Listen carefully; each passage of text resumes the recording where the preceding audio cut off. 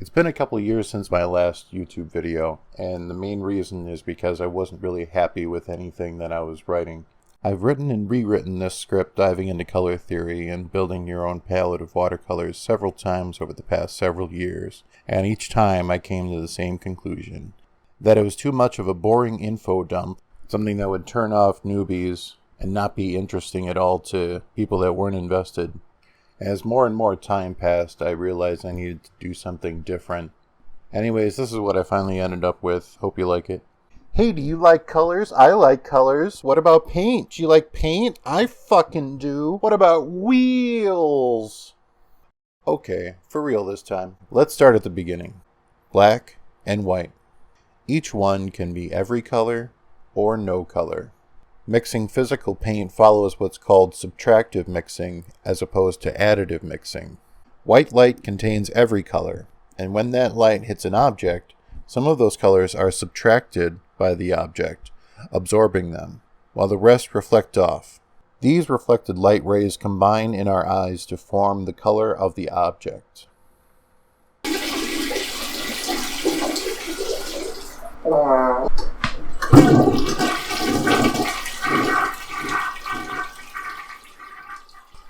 I'd like to take a moment here to go over that. I know I'm simplifying things a lot. I know that you probably already know all of this, but the basics are important, and everyone needs to know them. I already covered this in my channel. Look at this. Color Theory 101. Look at that. It's terrible. Don't watch it. Don't watch it. I mean, I've got 2 cameras. Look at that. I've got 2 cameras. I've got all this beautiful computer. I've got my cats. These are definitely my cats. And this is my apartment. So watch this video instead. This video. Don't watch that video, is what I'm trying to say. Don't watch it. It's not good.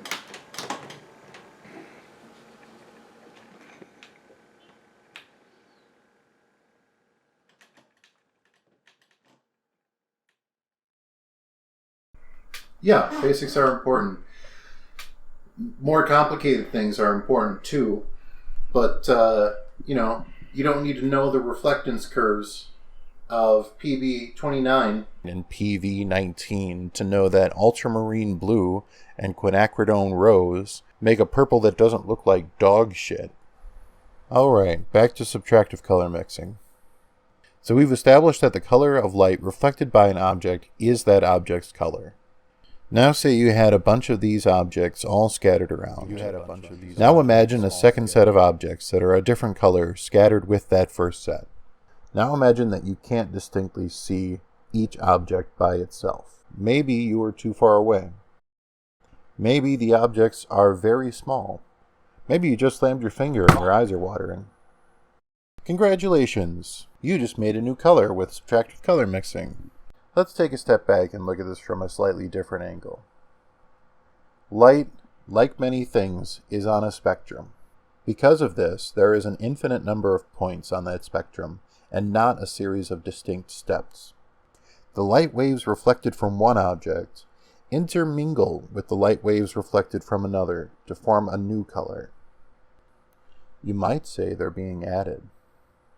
You might see where I'm going with this. Subtractive color mixing is just additive color mixing with extra steps. So what does this mean for us? Primary colors are a social construct. Convenience colors are a vast globalist conspiracy. Everything you see is just electrical signals interpreted by your brain. Magenta isn't even real. None of this is real.